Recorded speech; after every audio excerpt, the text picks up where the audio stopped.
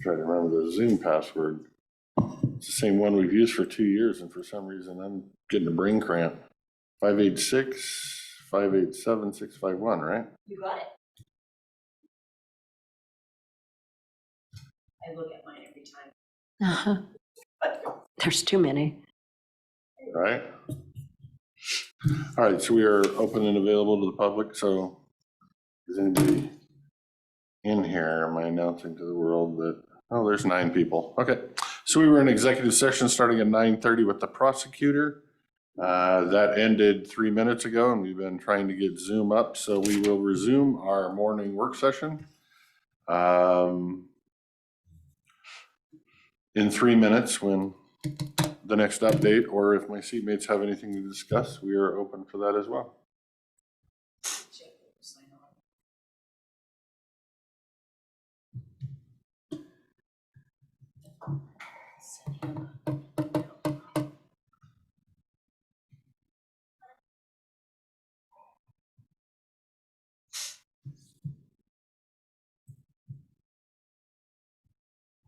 I go to look on my Alaska flight to DC to book a meal or something.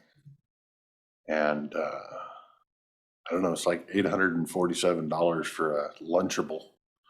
I mean, you get this little cheese tray with like 5 grapes and like 3 pieces of cheese and a cracker for like $14 or something. And it's like, no, I'm gonna have to just pack a carry-on. How long is your flight? Say 6 hours, I think. You go to somewhere in Hawaii. there. Yeah. Way back slower because you're bucking the headwinds.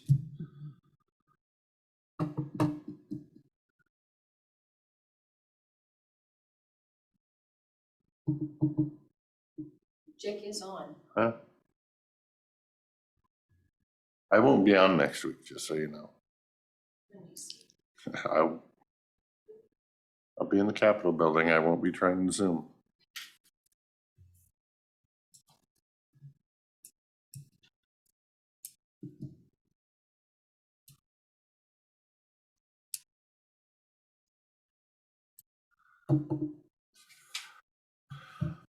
That, and I know you wanted George's.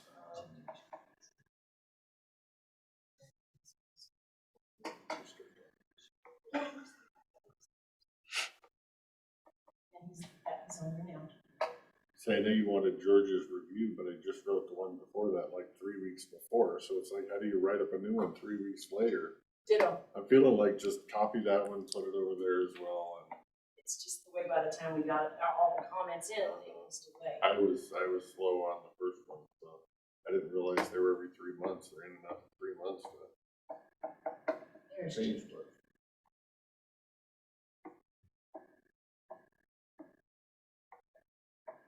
The sound's gone.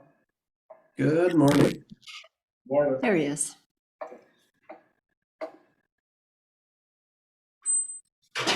All righty, we are a smidge early, but we will move on with a department update from acting interim public works director Jeff Hunter and active interim county engineer Seth Skrull. Thank you, sir. I love your updates. Good. They're so organized. Lee, is our other video camera not working? Whoops, got it. Well, turn it on. Thank It you. just got here. And yes, it is. Sorry.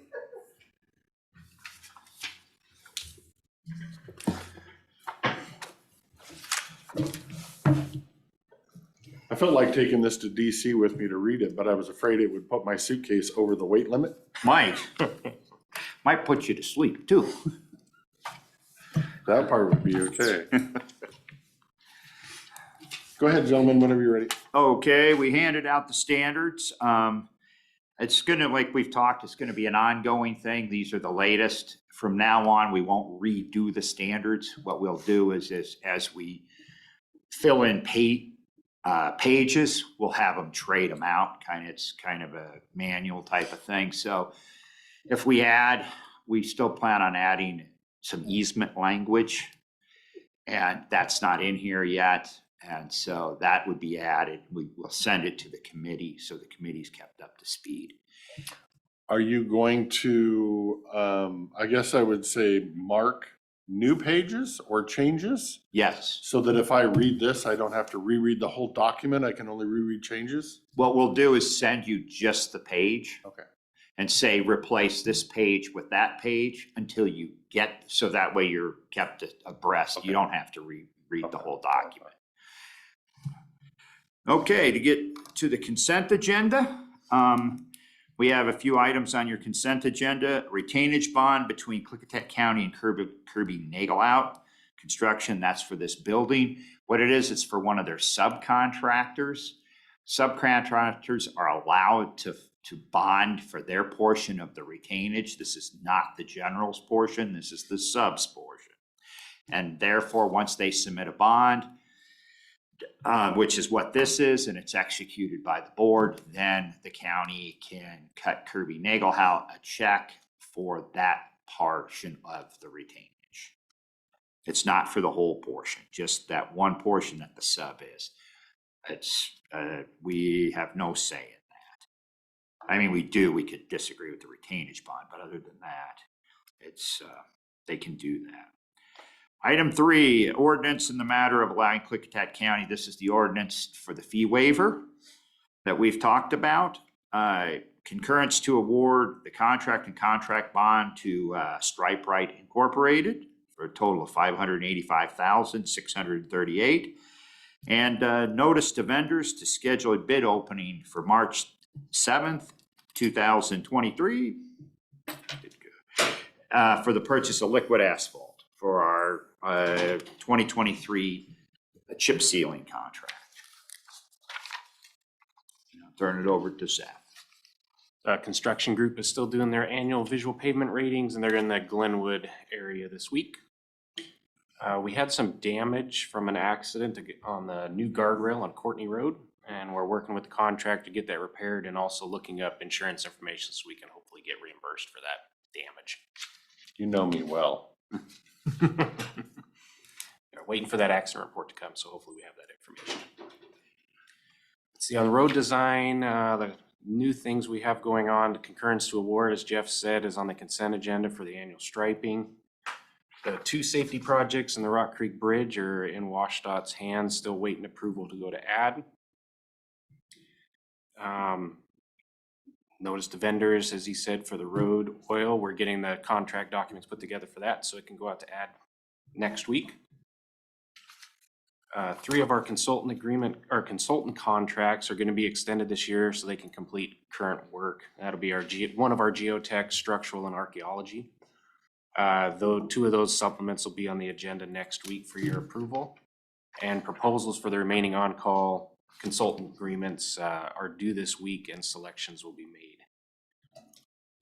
I think that's it. Okay. On the maintenance end, east side crews are brushing, grading, and spot graveling at the end of some asphalt areas. East side, west side, we're brushing, ditching, and potholing. And we removed the stumps that are in front of the Dallasport Community Center. They have those big ugly bushes there. We took those down, and today they removed the stumps. The community asked for that. Then they want to plant something there. I've been working with them. I told them it has to be low maintenance because we don't want to maintain it. If they want to maintain it, that's fine. Upcoming events, our facilities,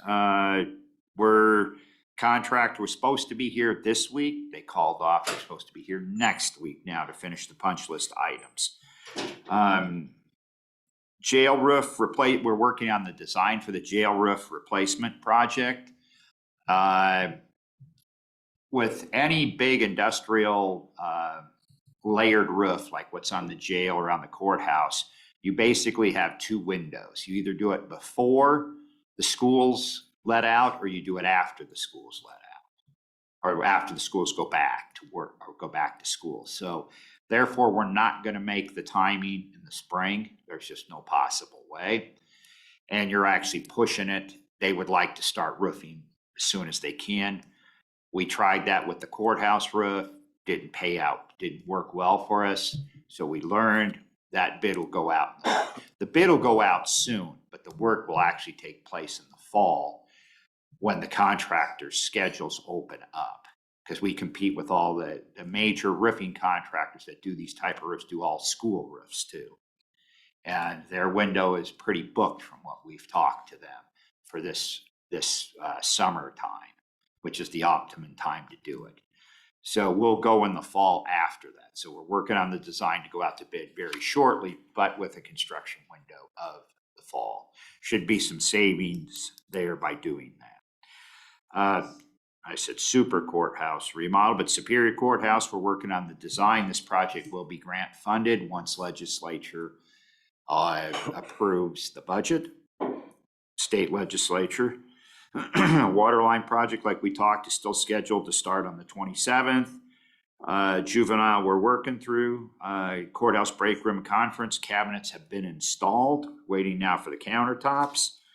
SATUS Pass pre-con scheduled for the 9th, our Thursday, and we are finishing up the equipment installation contract. I got to sit down with Jeff. We may be bringing back some different options to you guys about some value engineering that we've looked at. What is value engineering? Value engineering means you reassessed your engineering and you've come up with some cost savings. And it's something that we typically do. HVAC filter changing. I wanted to discuss this. I've talked to some. I'm going to meet with the rest of the directors that impacts. I've talked to Lee about this. Some of the filters are placed within the areas of where people are actually work. One happens to be in Lee's office. Our option is to do it during the work schedule days, or we do it in the evenings. The problem with the evenings is we pay more, and we have to pay I have to pay at least one person to walk around on overtime for a whole week. So we've elected to not do that and work with the department heads to allow for these people to come into the offices. For instance, the one that's sitting in here will be done not on a Tuesday or a Thursday. Lee's office will probably be done on a Tuesday. And then we'll work with other directors. For the most part, most of them are in common areas. They're not actually in offices. So just to kind of give you a heads up on that. We have our Dallsport wastewater treatment tour this Wednesday. And one couple other things. I wanted to bring this up before we actually brought this to you. Next, we've worked through the franchise agreement with Bluebird. That's one of the first steps in moving the project forward. Bluebird, of course, being the solar farm on the east side of the county. So with your permission, we'll schedule the franchise hearings. For franchise agreement, it's required by RCW that we have hearings. And what it is it gives Bluebird the ability to run their lines across our right of way. That's okay. We'll move forward. Yeah. Okay, we'll schedule those hearings. I have one other piece of information that's not on here, but it's actually good news. I heard back from the granting agency. I have that up right here. That's what I was doing. And we got the grant for the county. The city also got their grant. City. Goldendale. I don't see that. It's actually, they scored better than us. You might not have. Saw that part, but I didn't see it listed as getting awarded. It should be number 30. I'm fully aware of that, but it only paid out, it looks like the top 19, and it didn't take them in ranked order. Really? So that's a change. I have to literally- look at that. That's a change from what I saw. Because it was on the same deal when you click on their page and it ranks them all, but then Right. underneath it lists grant awards. Yakima County, Mattawa Capital, Uh-huh. whatever, and it does list Wishram, but at Wishram School District designing of a ball field, Spokane, da-da-da-da-da-da-da-da. You got me double curious here.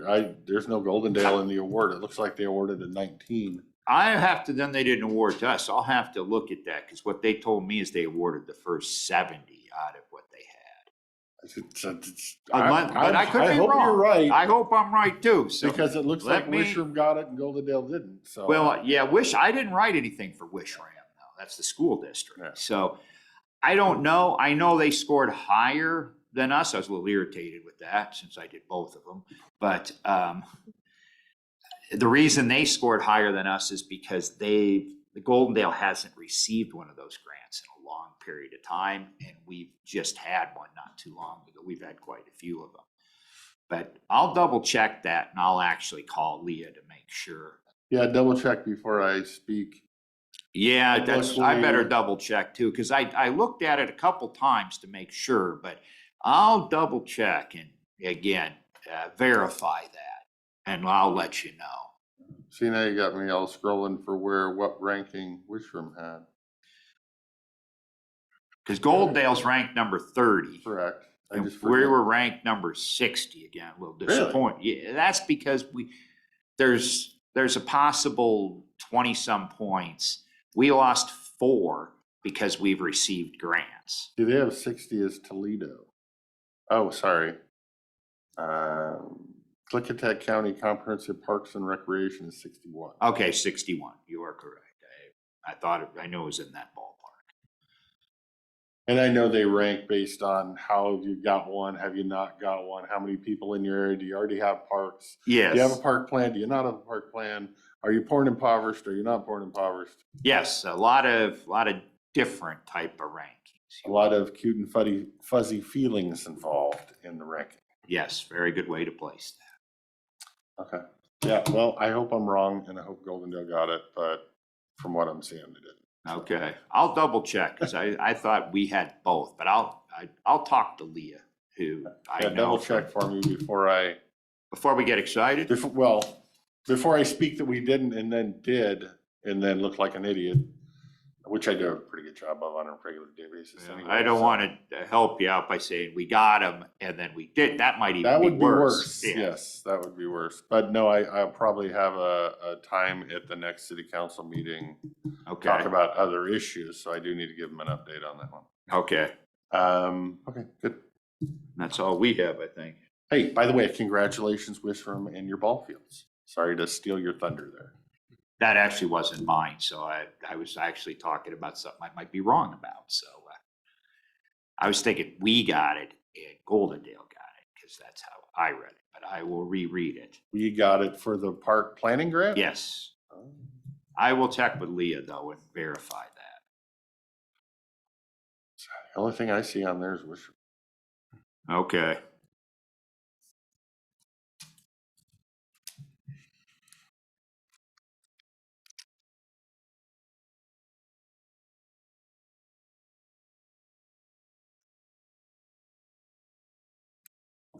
Huh, yeah. I'll have that information when I come back at 1:30. Yeah, when you find something, let me know. Okay, will do. Anything else for Public Works? Good. Nothing here. Great job, guys. Okay, Well, thank you. your speaker works wonderful, Mr. Anderson. You are booming right in. Thanks, guys. Next up, we're actually way early. Natural Resources Economic Development Director Dave McClure, whenever he gets around to it, if you want to shoot him a message. I think it's Richard. Richard's the I'm guy. gonna do a portion. All right, go ahead, Mr. Richard. Apologies, we have a little bit of a sickness in the office. So for economic development, I'm just gonna kind of go down my big list here.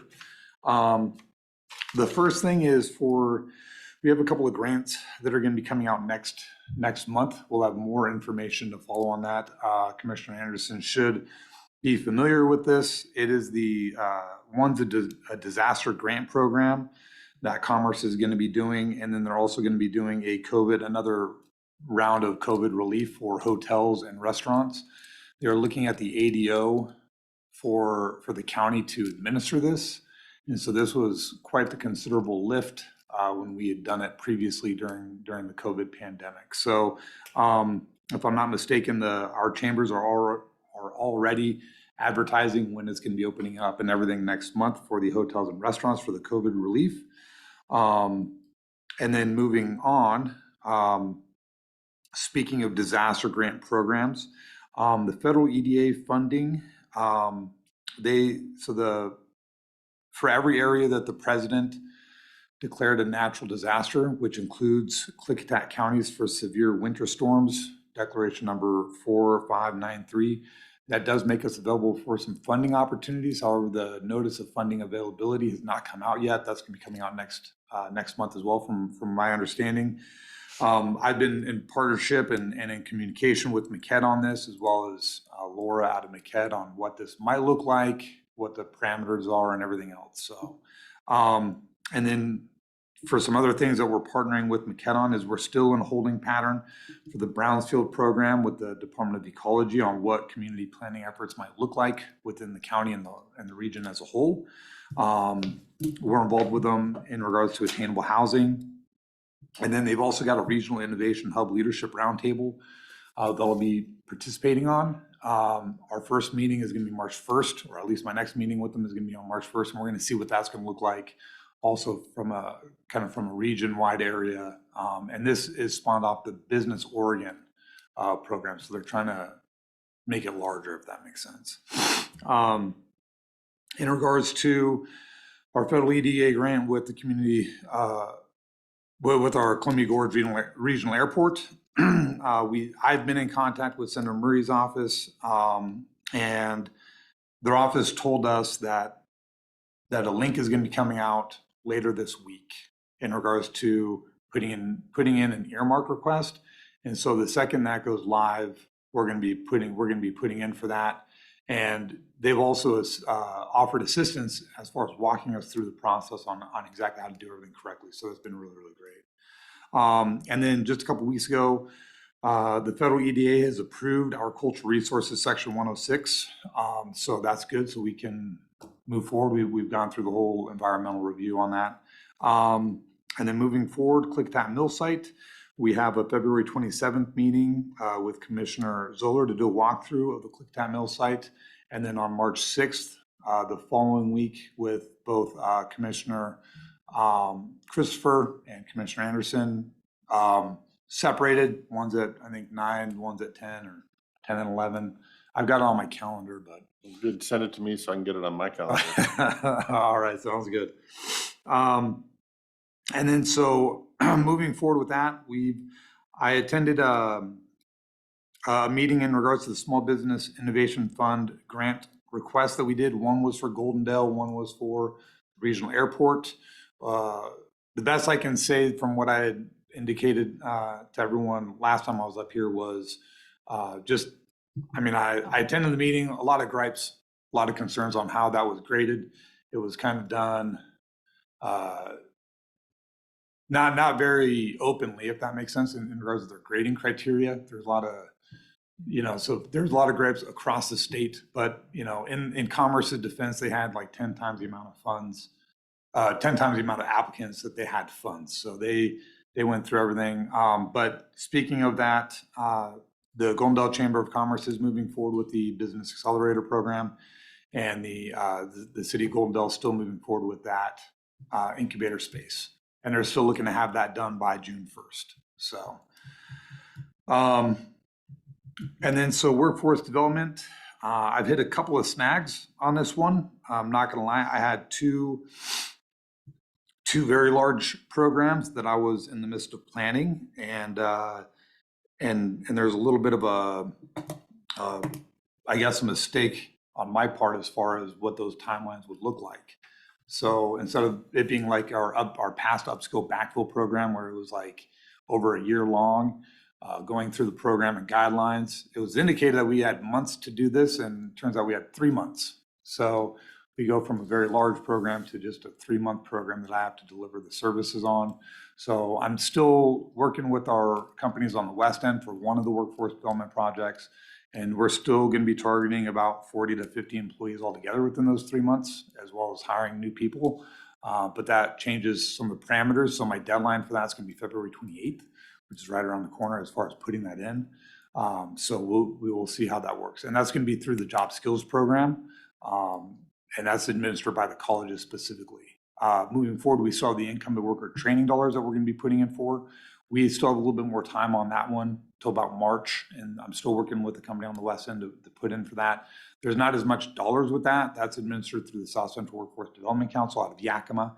But those were dollars that were given out during the Obama years with the new WIOA program, which was 2014. So we're almost 10 years from when those dollars were allocated and we're running out. So we will begin from a workforce development perspective. We will need to start looking at how we can continue to assist our local companies in training their workforce and where those funds are going to come from. So, and basically all the different processes and stuff. Moving forward, I do have the amendment. It's ready to be put up once I've do just a couple small administrative things, but the community development projects funds with range hall number 98 out of White Salmon, Casey PETA had recommended that we increase the funding from that from $5,000 to $9,500. So it's an increase of $4,500. Their match has gone from $30,000 to $30,750 approximately. So they still have that match. And once that amendment goes through, we'll start processing everything. So, Klickitat County Child Care Committee, February 23rd, here locally at the at our local community library, we have the Raising of America. It's a film, and then after that, it's going to be a live discussion on childcare within the area, and that's going to be put in. That's going to be put on in partnership with WAGAP and the Klickitat County Child Care Committee. So, and then the WSU broadband grant. I'm still working with Dustin Loop. I've got another webinar that I'll be having to go through, but that's a $55,000 grant for the infrastructure and equity plan for the county to be put in with the Washington State Broadband Office. And so trying to continue to move forward and hit our August timeline on putting that in as an appendix to the statewide plan is we're still going to be pursuing that. So, and then from a business recruitment perspective, we've got 3 small companies.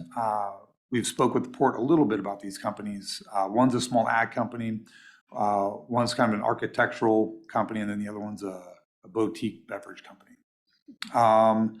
And that is about it from us. So we do have a few different grants and a few different, I guess, activities or pursuits that we're doing. So any questions or? You're busy. Yes. Do you have staff for that COVID money that might be coming to work on that? Well, as Commissioner Anderson knows, we've got Lynn. Yeah. So I knew that. I was asking. Yeah. So unless Commissioner Anderson would also like to help out this round, we would greatly appreciate that. I'll see what I can do. Any questions, Mr. Anderson? No, just it'd be nice to hear an update on how the hiring's going, but I understand that, you guys got some sickness right now. Yeah, I would agree. I think I can't wait to get the hiring. More people in that office would be good for the entire community. I have nothing further, so Good. Okay. thank you for the very expansive update. Yes, thank It you. was, I don't know how she followed, because even for me, I kind of know what you're doing. And I was shooting from program to program, so. I'm good. I wish it was very linear, but it's not. Thank you.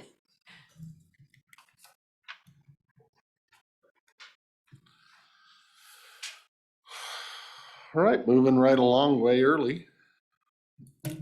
Department update and report from Code Compliance Officer George Sendejas.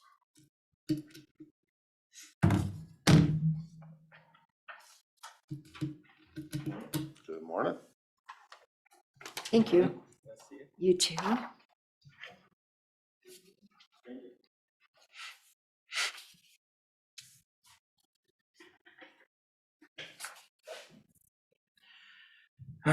So jumping right into it, as expected, the winter months have slowed down incoming complaints and have also slowed down the follow-up of current cases. My caseload is now down to 25, with only 6 of those cases originating before my hiring, which I just hit the 6-month mark in January. 5 complaints were rejected since my last update. 4 nuisance complaints were rejected for being out-of-state complaints. And a Airbnb complaint was not accepted pending our new short-term rental update. What is the, if I might ask, the out-of-state complaints? They were all regarding the same property, but they were for nuisance complaints. By policy, they have to be within a 5-mile radius of the properties, and these complaints were from The other side of the Florida, river? Arizona, Nevada, Just No. random, nowhere close to. Yeah, that's what interests me. yeah. It's actually been on the rise too, even with code complaints, which being able to complain about code violations makes a little bit more sense, but there has been an influx of out-of-state complaints, which Right, but why would somebody from Arizona technically care about a nuisance unless they were like renting a house for the weekend? Or an absentee landowner. yeah, Neighbor. I think it was a trust, but Mhm. their physical and mailing address was not from here, so But they own neighboring sure. property. I suppose maybe, not sure. But the way the complaint form was filled out, I couldn't Were they accept all it. related to the same complaint? The same property, yes. Yeah.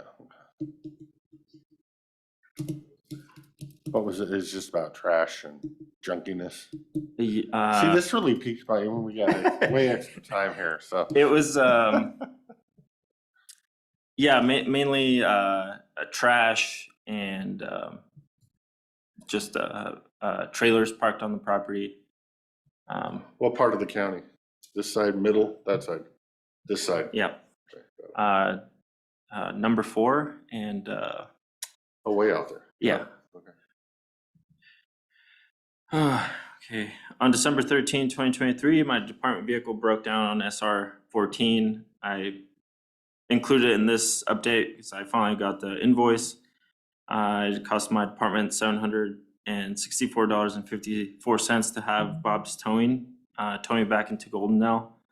I then took the vehicle to Gear, which diagnosed it with a bad canister purge valve and upper oxygen sensors. Those were replaced, which then led into new intake gaskets and oil change. They also did a new MAF sensor and spark plugs, totaling $1,536 with 35 cents. Later that month, I arrived at work and my vehicle battery was drained. I jumped it using my POV. It started up just fine. I went out to Centerville. I turned it off and it wouldn't start. So later that day, I used my own battery tester. It came out to 200 cold crank amps. So later that day, I took it to Les Schwab, replaced the battery, billing another $252.60 to my department, totaling $2,553.49 that were divided between nuisance and complaint bars. You're gonna have to bring alcohol if you bring up dates like that one to me. Yes. Furnish me alcohol. Yeah, I agree. Yeah, there was a, $252 battery. That's just amazing. But go ahead. I saw it. Yeah. On the same note, I just replaced the batteries on my Duramax. There were 2 of them, which came out to about $500. But also the battery sizes are completely different. Because I just did 2 in my truck before I sold it, the big diesel truck, which has the big same as your Duramax. And I want to say they were 120 a piece. Did the one in the Jeep, and I think it was about $100. So the fact that you paid 250 per battery, did you do it yourself, or did you pay a shop to do it? No, I did it myself. Interesting. Where the hell did you buy the batteries? AutoZone. The Duramaxes have specialized batteries, I guess. They don't have the posts like the regular ones. I don't. Is it side post? Is what you're Yeah, saying? it's side post, but it's side post and they're a little bit more pushed towards the center, which I'm not sure why they did it that way, but Oh. Interesting. Continue. yeah. Windshield wipers too are also the same for the Duramax. Don't tell me that Anybody that's- $252 for windshield wipers, so we'll have a problem. No. They also have specialized windshield wipers, which are like almost $40 a piece. Wait till you get to a cabin air filter. Well, on mine that you can't even replace it. The cabin one? They did internal. I guess they thought you'd never have to replace it. Huh. So- What year is that? 07, 7.5. Huh. Interesting. You Uh, don't live on a gravel road if you can't replace it. Go ahead. Sorry, we've, Moving on. I know. Anyways, the two cases presented on September 6th update for potential abatement have shown no improvement. I've been able to contact the property owner of North Lake, or I have not been able to contact the owner of North Lake by mail, but attempts are still being made to contact the parcel owner by other means. From my understanding, he works out of state. I haven't been able to get in contact with him by phone. I did find another address listed in Vancouver, so I'm trying that. Potholes has received my certified letters, but continues to ignore my correspondence. I foresee the 90-day grace period for both properties ending in no improvements or changes in course of action. My department is also aware that during the 90-day grace period, we were hit with cold weather and is not counting the periods when outdoor work would have been nearly impossible. Temperatures are now hovering around the mid-40s, so I've resumed the clock. While on the topic of non-compliance, 4 potential parcels will most likely be brought into the board's attention. 2 properties are on Woodland, one's on Indian Basin, and then finally Bremsway, which cleanup for these properties will undoubtedly it will supersede the value of the parcels. I don't know if we could ever get our money back if we honestly decided to go through with No it. residential structures on any of those properties? On Bremsway, no, I don't think that you could sell, no.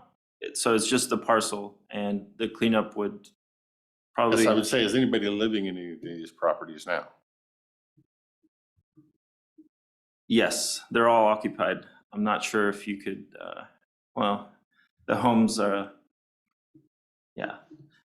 Some of them are primitive, but there are people living on the parcel. It's just the amount of vehicles and RVs and just cleanup costs. And they're not with- interested in cleaning them up, and they're ignoring you, and, you know, Lastly, 3 cases were closed in the last 30 days, 2 by reaching voluntary compliance, and 1 investigation leading to allegations being unfounded. 1 complaint was accepted during the last 30 days, which is in process of being validated.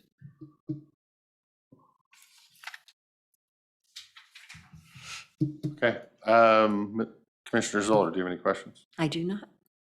Commissioner Anderson, do you have any questions? None here. I don't either, so thank you, sir. Thank you.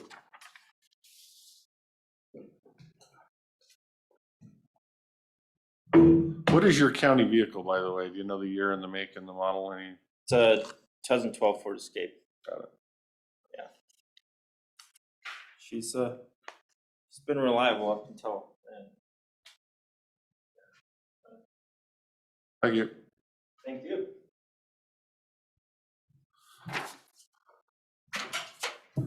Okay, we are flying right along.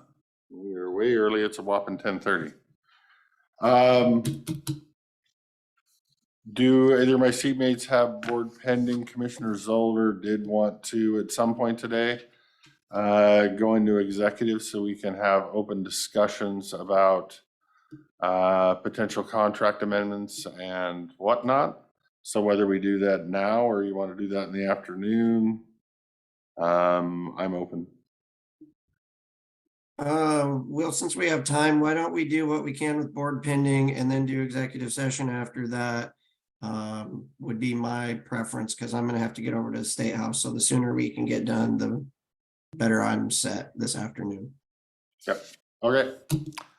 So I would open that to either one of you, if you have board pending or anything else you want to talk about before we jump into executive. I have no board pending.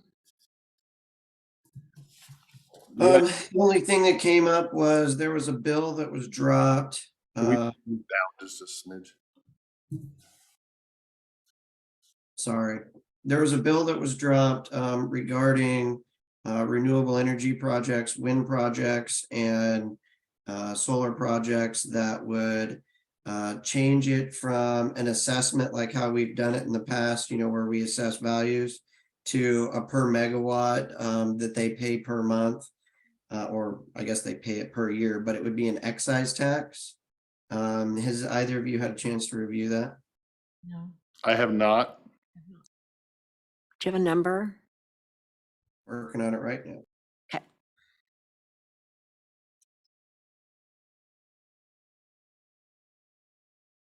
Yeah, it's kind of, to me, it's one of those, there's 3,000 bills until they get out of the initial committee and it gets whittled down to 700. I don't. Unless I'm hearing rumblings that it's gonna make it out of committee, I try to not focus too much on some of the preposterous legislation proposed. I think this is House Bill 1756.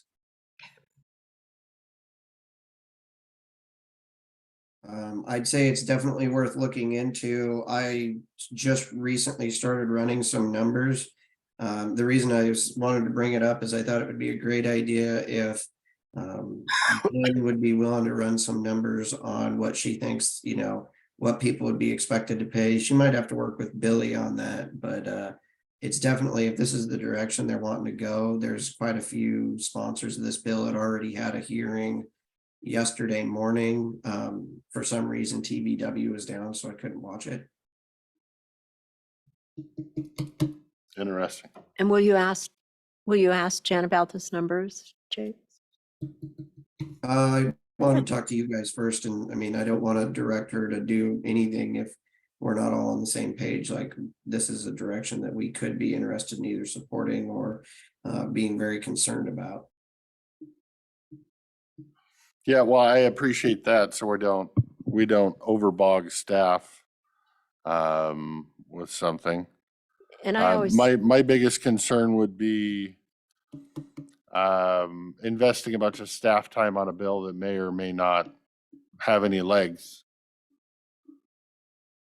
Well, But I guess my fear would be is, you know, usually once it makes it out of committee or it gets to that point, you're getting too late to make changes. All you can now try to do is just kill something, in essence, in the next committee.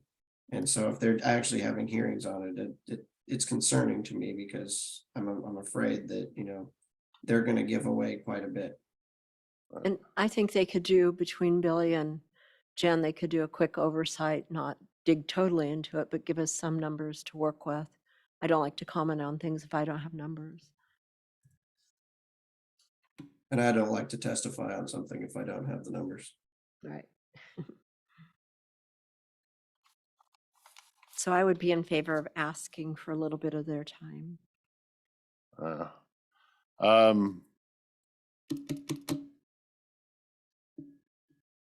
I'm looking at the sponsors of the bill. I think the bill's got a 5% chance of going anywhere based on the sponsors of the bill.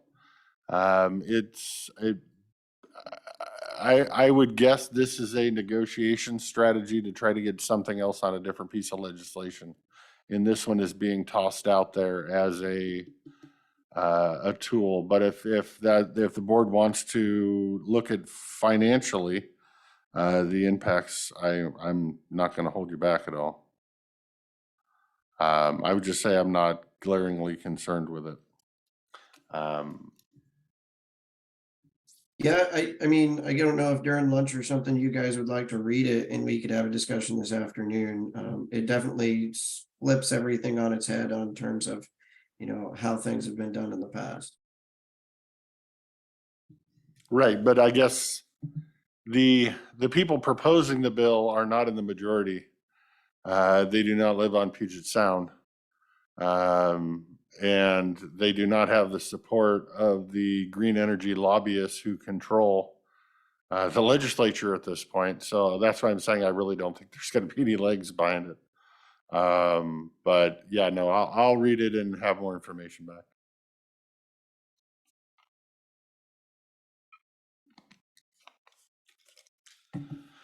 Yeah, I'll check it at lunch, Jake, and we can talk about it a little more. That would be good.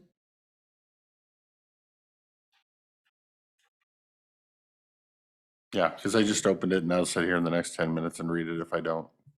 Move on to next business and I'll read that one as we go.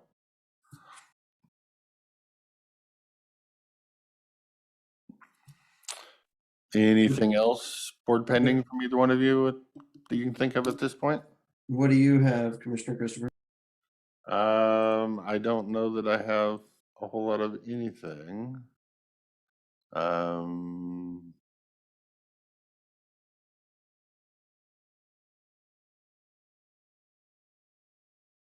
Yeah, I don't have anything this week. Been a busy week with everything else.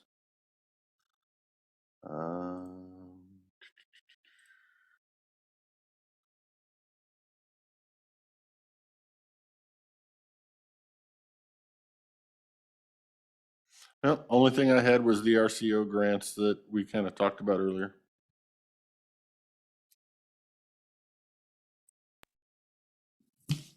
I don't have anything else on my list for today. Okay. Flying right along. Well, then I guess we will enter into board executive session then. Save you the time this afternoon. So we will enter into executive sessions with accordance of RCW 42.30.110 Pren 1 Pren D to review negotiations on the performance of publicly bid contracts when public knowledge regarding such consideration would cause a likelihood of increased costs. How long are we thinking we need?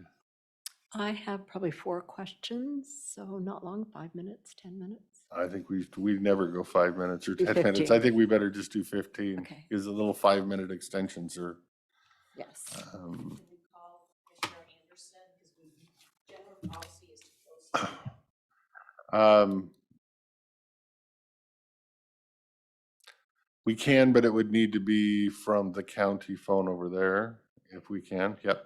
So we will close Zoom and then we will call your phone from the county landline here, Mr. Anderson. Sounds good. Okay. Are you inviting the prosecuting attorney over for this conversation?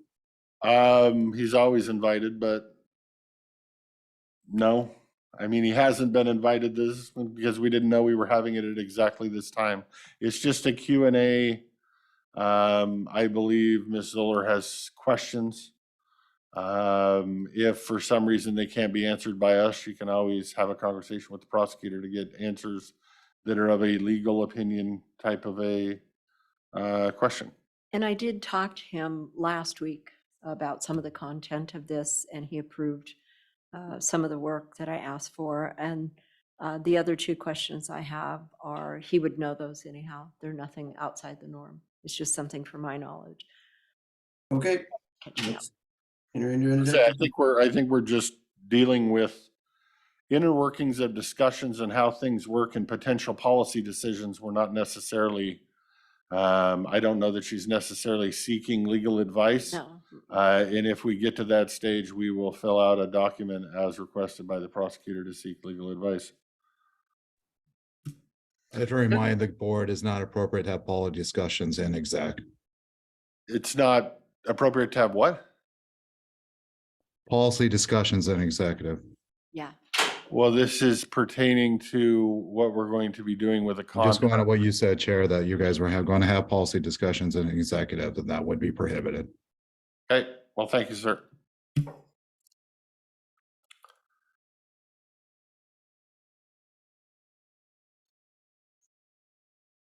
So yes, we are in executive whenever we get everybody off of Zoom, and we will not be making any votes on anything, and we will come back at 1 o'clock.